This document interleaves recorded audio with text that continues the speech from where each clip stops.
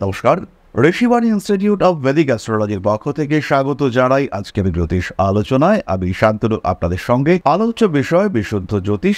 অন্যান্য দিনের বিষয়ের থেকে আজকের বিষয় একটু আলাদা। আমরা খুঁজে বার করব শত্রু। মিথুন রাশি বা লগ্নের মানুষদের আভ্যন্তরীণ এবং বাহ্যিক শত্রুকে আইডেন্টিফাই করবার জন্য, তাদের প্রভাবকে খুঁজে বার করবার জন্য এবং তারা কিভাবে আপনাদেরকে ক্ষতি করে থাকেন সেটাকে বুঝবার জন্য আমাদের আজকের এই ভিডিও। প্রথমেই বলি, মিথুন কালপুরুষের তৃতীয় রাশি এবং মিথুন রাশি একটু অন্যরকম রাশি। মিথুন শব্দটির উৎপত্তি মৈথুন থেকে, অর্থাৎ পরস্পর বিপরীত চিন্তাভাবনার, বিপরীত মানসিকতার দুটি মানুষ। তারা মুখোমুখি রয়েছে, অর্থাৎ তারা বিপরীত লিঙ্গের মানুষ। তাদের চিন্তাভাবনা, তাদের মাথা, তারা বিপরীতমুখী, কিন্তু তারা একত্রে রয়েছেন। এই যে অ্যাডজাস্টমেন্ট, এই যে অন্যের সঙ্গে মিলিয়ে মিশিয়ে গুছিয়ে থাকা, এটা মিথুনের বৈশিষ্ট্য।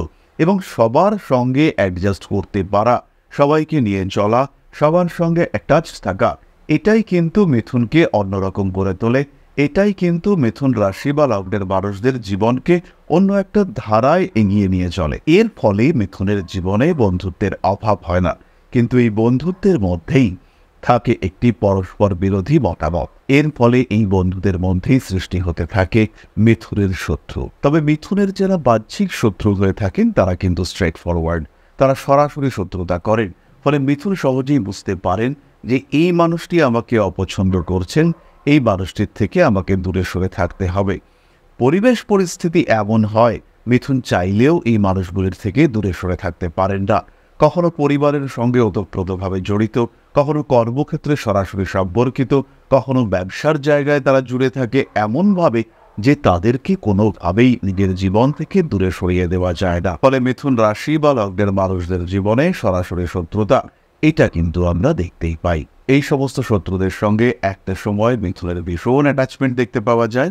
তারপরে দেখতে পাওয়া যায় এই অতিরিক্ত অ্যাটাচমেন্ট থেকেই তৈরি হচ্ছে ডিটাচমেন্ট, তৈরি হচ্ছে ঈর্ষা, হিংসা, এবং ধীরে ধীরে এই ঈর্ষা হিংসা পরিণত হয় শত্রুতায়। এবার আমরা চলে আসব মিথুন রাশি বা লগ্নের মানুষদের শত্রুদের কোয়ালিটির মধ্যে। প্রয়োজনে এই মানুষগুলি সরাসরি শত্রুতা করতে পারে, কিন্তু বেশিরভাগ ক্ষেত্রেই এদের বিহেভিয়ার হবে সামনে অত্যন্ত মিষ্ট, কিন্তু পেছন থেকে প্রবল শত্রুতা, পেছন থেকে লুকিয়ে আক্রমণ করবার চেষ্টা, এটা এই মানুষগুলির মধ্যে মিথুন দেখতে পাবেন। মিথুন ভাবছেন খুব আপন, মিথুন ভাবছেন খুব অ্যাটাচড, মিথুন ভাবছেন এই মানুষটি আমার খুব আপন, মিথুন ভাববেন এই মানুষটি আমার সঙ্গে ভীষণভাবে অ্যাটাচড। কিন্তু তারপরে দেখতে পাওয়া যাবে যে মিথুন রাশি বা লগ্নের মানুষদের সঙ্গে এই মানুষগুলির একটা তীব্র শত্রুতা রয়েছে, এবং এরা প্রত্যক্ষভাবে নয় পরোক্ষভাবে কিংবা তৃতীয় ব্যক্তির মাধ্যমে আক্রমণ করছেন। হঠাৎ করেই এই শত্রুতাপূর্ণ মানুষদের বিহেভিয়ার মিথুনের সামনে ওপেন হয়ে যেতে দেখতে পাওয়া যাবে। মিথুন রাশি মিথুন লগ্নের মানুষদের এই ওপেন হয়ে যাওয়া বিহেভিয়ার, এইটা কিন্তু মিথুনকে বেশ সমস্যার মধ্যে ফেলতে পারে। কখনো মিথুন শারীরিকভাবে, কখনো মিথুন আর্থিকভাবে, কখনো মানসিকভাবে প্রবল লাঞ্ছিত বিপর্যস্ত হয়ে পড়তে পারেন, এবং এই মানুষগুলির দ্বারা মিথুন কিন্তু ভীষণভাবে ডিস্টার্ব হয়েও পড়তে পারেন। এরপরে আমরা চলে আসবো আভ্যন্তরীণ শত্রুর কথায়, অর্থাৎ মিথুন রাশি বা লগ্নের মানুষদের কতগুলি বিশেষ বৈশিষ্ট্য যেগুলির কারণে তাদের শত্রুতা সৃষ্টি হয় এবং তারা নিজেরাই নিজেদের ক্ষতি সাধন করে থাকেন। এর মধ্যে প্রথম বিষয়টি হলো, মিথুন সবাইকে খুব জলদি আপন করে নিতে পছন্দ করেন। প্রত্যেকটি মানুষকে নিজের গণ্ডির মধ্যে, নিজের গোপন সীমার মধ্যে প্রবেশ করতে সুযোগ দেওয়া, এটা কিন্তু মিথুনের একটা ভয়ঙ্করতম কঠিন বৈশিষ্ট্য। দ্বিতীয় বিষয়টি হলো, মিথুন রাশি বা লগ্নের মানুষরা তারা কিন্তু একটু বেশি কথা বলতে পছন্দ করেন।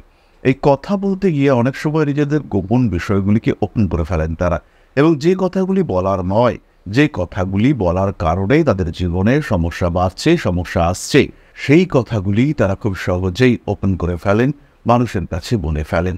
অতিরিক্ত কথা বলার কারণে অনেক সময় মিথুন রাশি বা লগ্নের মানুষরা অপ্রিয় সত্য কথা বলে ফেলেন, এবং এই অপ্রিয় সত্য কথা বলার কারণে মিথুন রাশি বা লগ্নের মানুষদের জীবনে কিন্তু অনেক ঝঞ্ঝাট পোয়াতে হয়, অনেক অশান্তি ফেস করতে হয়। তৃতীয় যে বিষয়টির কারণে মিথুন জীবনে বারবার সমস্যায় পড়ে থাকেন, সেটি হলো টাকা পয়সার প্রপার ইউটিলাইজেশনে ব্যর্থতা। হাতে টাকা রয়েছে, মনে ইচ্ছে রয়েছে, মিথুন তার ইচ্ছে পূরণ করলেন, টাকা খরচা হয়ে গেল। আগামীকাল যে পাওনাদারকে টাকা দিতে হবে, কিংবা আগামীকাল আপনার যে ফাইন্যান্সিয়াল রেসপন্সিবিলিটি আছে সেটা ফুলফিল করতে হবে, সেটা পূর্ণ করতে হবে, সেটা কিন্তু আপনার মাথায় নেই। এই মুহূর্তে প্রয়োজনীয়তা মনে হলো, এই মুহূর্তে ইচ্ছে হলো, এবং মিথুন সেই কাজটি করলেন। এই ঘটনাটি কিন্তু ঘটতে পারে মিথুনের সঙ্গে, এবং যদি মিথুনের সঙ্গে এই ঘটনাটি ঘটে এবং যদি মিথুন এই বিষয়টিকে কন্ট্রোল করতে না পারেন, সেই ক্ষেত্রে কিন্তু ফাইন্যান্সিয়াল দিক থেকে সমস্যা ফেস করতে হবে এবং আভ্যন্তরীণ শত্রুদের মধ্যে যার কারণে মিথুনকে সমস্যায় পড়তে হবে, নিজের বিশেষ গুণাবলী যার কারণে মিথুনের জীবনে জটিলতা নেমে আসতে পারে, তার মধ্যে অন্যতম হলো এই বিষয়টি।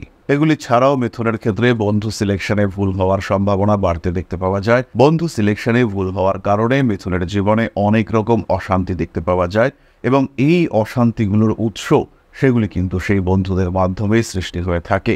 মিথুন বহু সময় বন্ধুদের দ্বারা প্রভাবিত হয়ে থাকেন এবং এটাও কিন্তু মিথুনের একটা আভ্যন্তরীণ বৈশিষ্ট্য, যার কারণে মিথুন ভালো রকম সমস্যায় পড়ে থাকেন।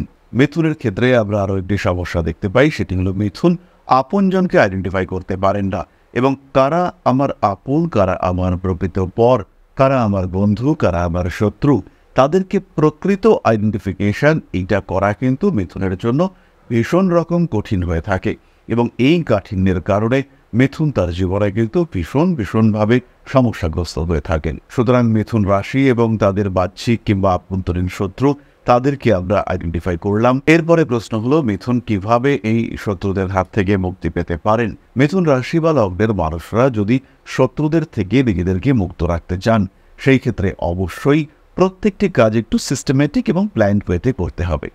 যাদের সঙ্গে সত্যি বন্ধুত্ব রাখা প্রয়োজন তাদের সঙ্গে বন্ধুত্ব রাখবেন। নিজের জীবনে একটা গণ্ডি সৃষ্টি করবার চেষ্টা অবশ্যই করতে হবে, অর্থাৎ যারা আপনার কাছের, যাদের সঙ্গে আপনার অ্যাটাচমেন্ট রয়েছে, তাদেরকে নিজের গণ্ডির মধ্যে রাখা এবং বাকিদেরকে নিজের গণ্ডি থেকে দূরে সরিয়ে দেওয়া, এই কাজটি কিন্তু আপনাকে করতে হবে। তৃতীয়ত যে কাজটি মিথুন করতে পারেন, একটি গ্রিন অ্যাভেঞ্চুরিন ব্রেসলেট অবশ্যই ধারণ করতে পারেন। তার সঙ্গে সঙ্গে একটি 4মুখী এবং 3মুখী রুদ্রাক্ষের কম্বিনেশন, একটি 4মুখী রুদ্রাক্ষ, একটি 3মুখী রুদ্রাক্ষ এবং তার সাথে গ্রিন অ্যাভেঞ্চুরিন ব্রেসলেট মিথুনের এই শত্রুতা কিংবা শত্রুতাপূর্ণ অ্যাক্টিভিটি থেকে তাকে দূরে সরিয়ে রাখতে অনেকটাই সাহায্য করবে। সঙ্গে সঙ্গে অবশ্যই মিথুন পাঠ করতে পারেন হনুমান চালিসা অথবা শিবতাণ্ডব স্তোত্র। এর মাধ্যমে কিন্তু মিথুন অনেকটাই নিজের শত্রুদেরকে নিজের থেকে দূরে সরিয়ে রাখতে পারবেন। এরপরে আমরা চলে আসবো আলোচনার পরবর্তী পর্যায়ে, অর্থাৎ আপনাদের প্রশ্নে জ্যোতিষের উত্তর। তবে তার আগে ছোট্ট একটি বিষয় আপনাদের সঙ্গে শেয়ার করতে চাইব। আশা করি পরম পিতার আশীর্বাদে সবাই খুব ভালো আছেন। জীবনে চলার পথে বিভিন্ন সময় বিভিন্ন ক্ষেত্রে আমরা প্রত্যেকেই কিছু না কিছু জনহিতকর কার্য করে থাকি। রাস্তায় যদি একজন মানুষ এসে আমাদের কাছে সাহায্য চায়, আমরা যতটুকু সম্ভব তাকে সাহায্য করবার চেষ্টা করি। কখনো কিছু অর্থের বিনিময়ে, কখনো তাকে কিছু খাদ্য সামগ্রী কিনে দিয়ে, কখনো গাছের জল দিয়ে, কখনো পাড়ার রাস্তার কুকুরটিকে খেতে দিয়ে আমরা সমাজের উন্নতি করবার চেষ্টা করি। আমরা সমাজের প্রতি আমাদের সামাজিক দায়বদ্ধতা পালন করবার চেষ্টা করি, কারণ প্রত্যেকেই আমরা মানুষ, প্রত্যেকের মধ্যেই রয়েছে মনুষ্যত্ব, প্রত্যেকেই আমরা অপরকে সাহায্য করবার জন্য অল্প বিস্তর দায়বদ্ধ। এই ভাবনা নিয়েই অধ্যাত্ম, সেবা এবং প্রকৃতি পূজনের ব্রতী হয়েছে আমরা। আপনাদের সহযোগিতায় গঠন হয়েছে পরম ব্রহ্ম মিলন মঠ ও সেবাশ্রম। দীর্ঘদিন ধরেই, প্রায় বিগত 3 বছর ধরে বিভিন্ন সময়ে, বিভিন্ন অবস্থায়, বিভিন্ন পরিস্থিতিতে মানুষের পাশে গিয়ে আমরা দাঁড়িয়েছি। মানুষের পাশে যতটা সম্ভব সাহায্য করবার চেষ্টা আমরা করেছি আমাদের ক্ষুদ্র সামর্থ্যে। বারংবার আমরা পেয়েছি আপনাদের সাহচর্য, বারংবার আপনারা বাড়িয়ে দিয়েছেন আপনাদের সহযোগিতার হাত। তাই আরও একবার আপনাদের সামনে আজ আমি আবার এসেছি পরবর্তী কর্মসূচিকে বাস্তবায়িত করবার জন্য। বিগত দিনগুলিতে বিভিন্ন সময়ে আমরা বিভিন্ন ক্ষেত্রে ডোনেশন কর্মসূচি করেছি। আমরা শীতকালে কম্বল বিতরণ করেছি, মোজা, চটি বিতরণ করেছি, মশারি বিতরণ করেছি ডেঙ্গুর সময়, করোনার সময় খাদ্য সামগ্রী বিতরণ করেছি আমরা। তার সঙ্গে সঙ্গে ছোট ছোট শিশুদের পড়াশুনো এগিয়ে যাওয়ার জন্য সারা বছরের সমস্ত শিক্ষা উপকরণ আমরা বিতরণ করেছি। তাদের সঙ্গে আমরা সময় কাটিয়েছি। এদের শিক্ষার ক্ষেত্রে যাতে ডেভেলপমেন্ট হয়, তাই বেশ কিছু এলাকায় আমরা সম্পূর্ণ বিনামূল্য কোচিং সেন্টার পরিচালনা করছি এবং বিশেষ বিষয়টি হলো যে প্রত্যেকটি ক্ষেত্রেই আপনারা কিন্তু প্রত্যক্ষ বা পরোক্ষভাবে আমাদের সঙ্গে আছেন। এই কর্মসূচিগুলিকে সঠিকভাবে এগিয়ে নিয়ে যাওয়ার জন্য এবার প্রয়োজন হয়ে পড়েছে একটি পরিকাঠামো, একটি সুগঠিত আশ্রমের, যেখানে বেশ কিছু মানুষ আশ্রয় পাবে, যেখানে বেশ কিছু বৃদ্ধ বৃদ্ধা তাদের দিনগুলিকে আরেকটু খুশির মধ্যে নিয়ে আসতে পারবেন, যেখানে বেশ কিছু অসহায় শিশু তাদের অভিভাবক খুঁজে পাবে, যেখানে বেশ কিছু নিষ্পাপ প্রাণ বিকশিত হওয়ার সুযোগ পাবে, যেখানে বেশ কিছু নিষ্পাপ প্রাণী তারা তাদের আশ্রয় খুঁজে পাবে। এই আশ্রম পরিকল্পনার জন্য, তার পরিকাঠামো নির্মাণের জন্য আমরা একটি জায়গা সিলেক্ট করেছি। সেই জায়গাটি ক্রয় করবার জন্য প্রয়োজন বিপুল অর্থের, যেটি কেবলমাত্র আমাদের প্রচেষ্টায় সংগ্রহ করা অসম্ভব। তাই আপনাদের প্রত্যেকের কাছে ছোট্ট অনুরোধ, প্রত্যেকেই অল্প অল্প করে এগিয়ে আসুন। প্রত্যেকের বিন্দু বিন্দু অনুদানে একদিন সিন্ধু স্বরূপ গড়ে উঠবে পরম ব্রহ্মমিলন মঠ ও সেবাশ্রম। আমাদের প্রত্যেকের স্বপ্ন সমাজের জন্য কিছু করে যাওয়ার, সমাজকে উন্নততর পর্যায়ে নিয়ে যাওয়ার এই যে প্রচেষ্টা, এই যে ইচ্ছে, এই যে উদ্যম, এই উৎসাহ বাস্তবায়িত হবে আপনাদের সহযোগিতার মাধ্যমে। তাই আপনাদের প্রত্যেকের কাছে স্বনির্বন্ধ অনুরোধ, যতটুকু সম্ভব, যতটুকু সামর্থ্য, হতেই পারে অতি ক্ষুদ্র সেই সামর্থ্য, কিন্তু এসে পাশে দাঁড়ান। ইতিমধ্যেই বহু মানুষ তাদের যথাসম্ভব সাহায্যের হাত আমাদের দিকে বাড়িয়েছেন। আমরা তাদের প্রতি কৃতজ্ঞ, আমাদের আন্তরিক ধন্যবাদ আমরা জানাই তাদের প্রতি। এবং আপনাদের কাছেও আমাদের অনুরোধ, আপনারাও একটু একটু করে এগিয়ে আসুন। সবাই যদি অল্প অল্প করে এগিয়ে আসি, তাহলেই কিন্তু বিরাট কোনো স্বপ্ন বাস্তবায়িত হতে পারবে। সকলেই যদি অল্প অল্প করে এগিয়ে আসি,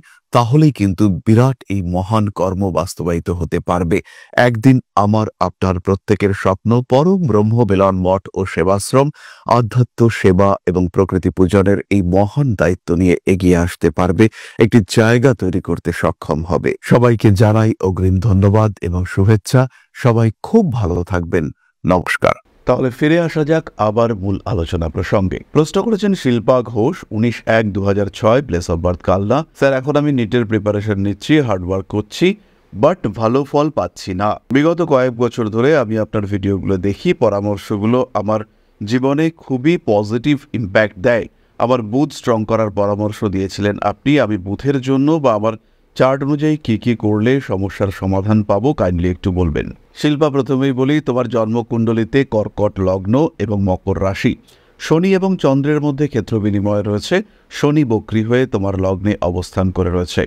লগ্ন এবং মঙ্গল, দশম ভাবপতি মঙ্গল, তিনি দশম ভাবে স্থিত রয়েছেন এবং দশমপতি মঙ্গলের নক্ষত্র অধিপতি রবি। মঙ্গল যেহেতু কৃতিকা নক্ষত্রে অবস্থান করে রয়েছে, তিনি মকর রাশিতে শনিদৃষ্ট অবস্থায় রয়েছেন। ঘনিষ্ঠ বুধাদিত্য যোগ সৃষ্টি হয়েছে। অমাবস্যা তিথিতে তোমার জন্ম, নবম ভাবে রাহুর অবস্থান রয়েছে। এই ক্ষেত্রে বুধের জন্য প্রতিকার অবশ্যই তুমি করতে পারো। গ্রিন অ্যাভেঞ্চুরিন পড়তে পারো, চারমুখী রুদ্রাক্ষ ধারণ করতে পারো, কিন্তু তার সঙ্গে সঙ্গে আমি অবশ্যই বলবো যে কোনো প্রতিকার ব্যবহার করবার আগে তোমার জন্মকুণ্ডলীটা আরেকটু জাজ করানো প্রয়োজন। মেষ রাশির ঘরে, অর্থাৎ তোমার দশম ভাবে মঙ্গল অবস্থান করে রয়েছে, তার উপরে রাহুর দৃষ্টি এবং শনির বক্র দৃষ্টি সেটি রয়েছে। এর ফলে কিন্তু তোমার অগ্রগতি বাধাপ্রাপ্ত হচ্ছে। তাই সঠিক জ্যোতিষ পরামর্শ গ্রহণ তোমার জন্য অবশ্যই উচিত। তাহলে আজকের আলোচনা আমরা আর দীর্ঘায়িত করব না। শিল্পার জন্য রইল অনেক অনেক শুভকামনা। সবাই ভালো থাকুন, সুস্থ থাকুন। মা শ্রী শ্রী আদিশক্তির আশীর্বাদে আপনাদের জীবন আরও আরও আরও সমৃদ্ধ হয়ে উঠুক। জয় মা আদিশক্তি। নমস্কার।